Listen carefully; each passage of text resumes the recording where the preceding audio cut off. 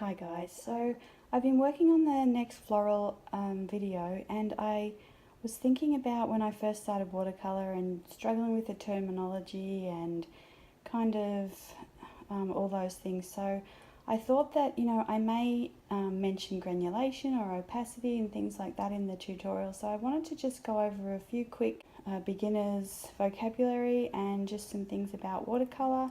So I thought this would be a really nice way to do it, just a few quick videos to start with. So let's get into it.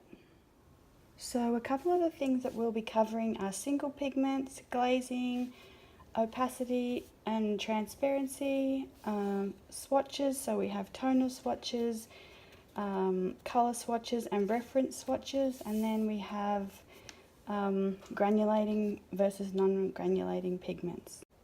Okay, so let's start with some beginners watercolor exercises, and we're going to start with things like a flat wash, a gradient wash, color dispersion, color mixing, color wheels for both warm and cool colors, and making color swatches, dry techniques, wet on wet, back runs and things like that. So let's get into it with the flat wash. Okay, so for a flat wash, what we're trying to do is do a wash of colour without kind of changing the intensity of that colour. So, okay, so say we were using Quin Rose. We're getting the colour on our brush, and then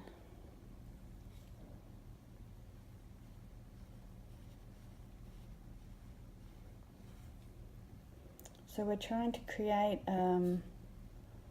just like the name says, a wash of colour that is a consistent colour the whole way across. For a gradient wash, we want to get the colour again, and what we're going to do is the first half of the wash, we're going to rinse it out just once, and then continue on with the wash of colour, so that from the beginning of the wash to the end of the wash we have a nice gradient in the colour there. Okay, so the next thing we're going to talk about are colour wheels, and what we're going to do is create a colour wheel here from cobalt blue, pyrrole red, and let's do Indian yellow, and then here we'll create a colour wheel from cobalt turquoise, opera rose and lemon yellow, and just see the difference in using sort of three different variations on the primary colours and what different effect that can have on the colours that you can mix. Okay, so let's just see if I can get all of this into frame for you. So, okay, so let's start with so I'll just grab the colours out of my palette here so you can see. So this is the cobalt blue,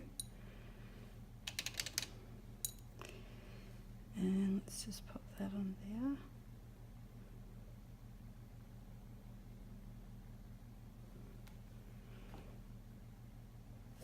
Okay, so we have the pyrrole red,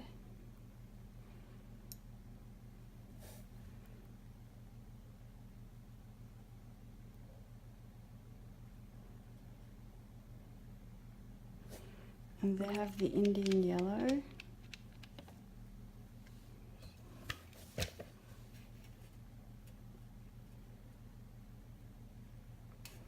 okay, so now we'll mix the red and the yellow to see what that creates.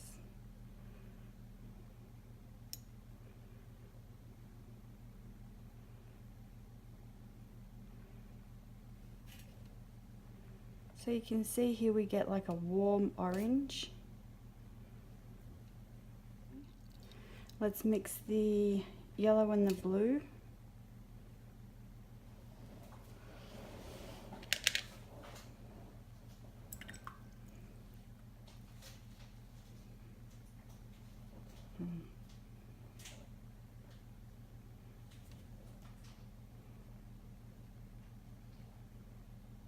So we have kind of a muted green.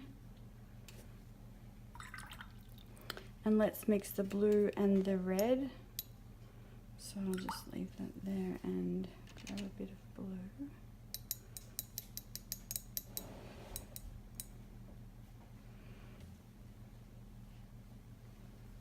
And here we have kind of a dusky purple. Okay. Alright, so let's do the same thing with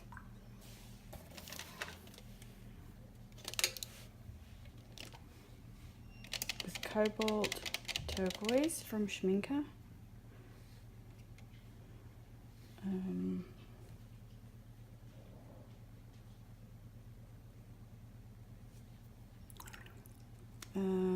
Lemon Yellow from Schminker.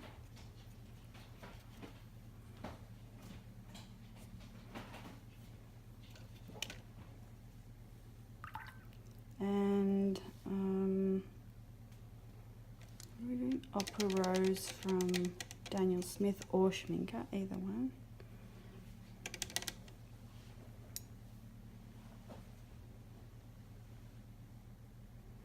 And let's see the difference in just having these three different primaries, the different colours that you can mix here. So let's start with the Opera Rose and the Lemon Yellow.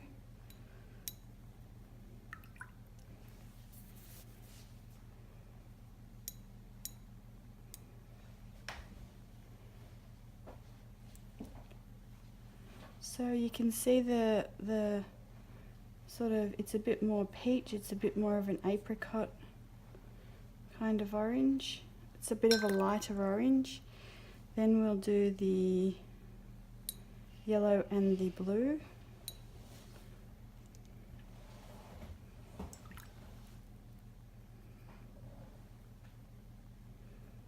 And you can see here straight away this is a bit of a more vibrant green. And then we will do the pink and the blue.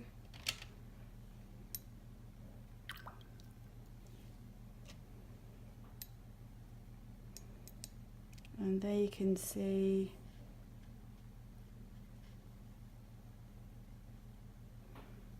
that kind of really pretty.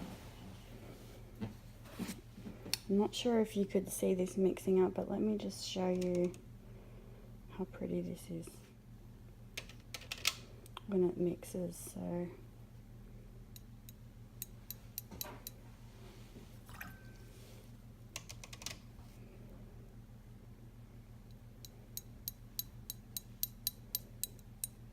really nice colours there. Okay, so next let's talk about the colour dispersion. So colour dispersion is an interesting concept, and it's something really fun that you can play with and try, and you can do it in different shapes. I'm going to do a circle here, and then you can just grab colours and just plop them in the circle. So you're just kind of grabbing colour and dropping that in and seeing how far kind of those colours disperse out. And you can see like the Indian yellow there just kind of overtook all the colours. And so that's just an interesting kind of thing to play with and kind of learn about your colours and see if you're kind of dropping them on a page in a painting, what they'll kind of do, how they'll react to each other and things like that. And so you can see there that the spring green doesn't really want to move very much. So there's the colour dispersion. Then you can work on colour mixing, and I'm going to do just a video of just some of my favourite mixes, but for this video, let's just do this is one of my favourites, any of the kind of pinks and the blues and creating different purples. I really love doing that. And so then you can keep a little chart. So for example here, you can keep a little chart of what you're mixing and the colours that you're kind of making, so you can do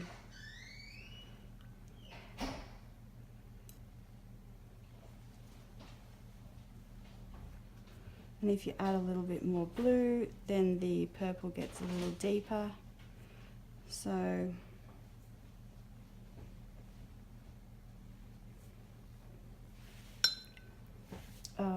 and we'll also do a video on the colour spectrum chart as well. So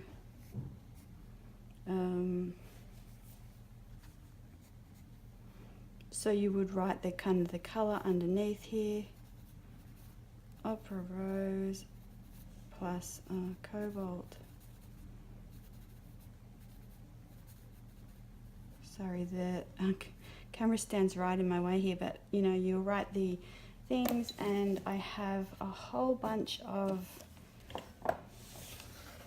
colour mixing charts actually right in this book. My colour mixing charts from this actual book. And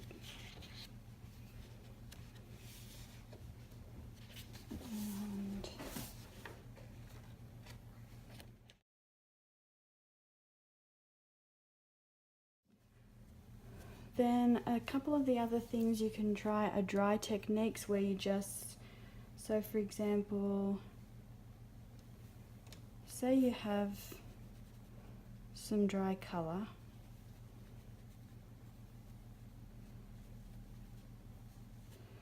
and so you can do this either on top of other colours, or you can just paint them straight onto the paper and just practice kind of brush strokes, thin to thick lines, things like that. And then you can try wet on wet, which also kind of goes into what we were doing over here. So which means you just, so you're creating kind of a glistening sheen on your paper.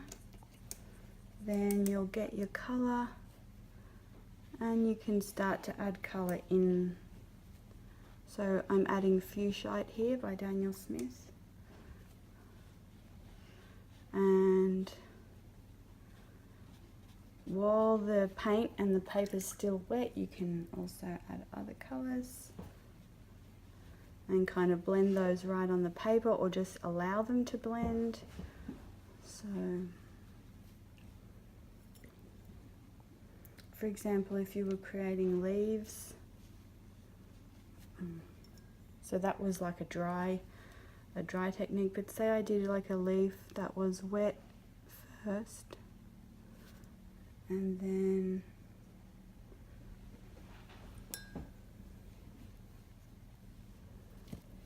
I start adding the colour into the wet.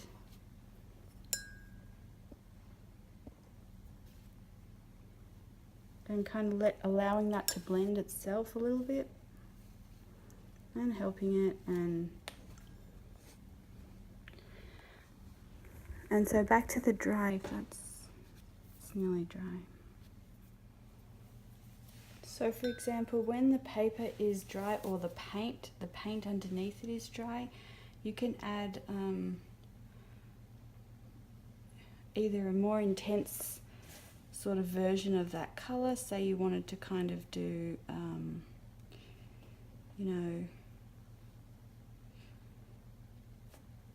a pattern on top of the wet colour, or you can add a different colour on top dry. So there's lots of things that you can do. You can add sort of colour on top of colour.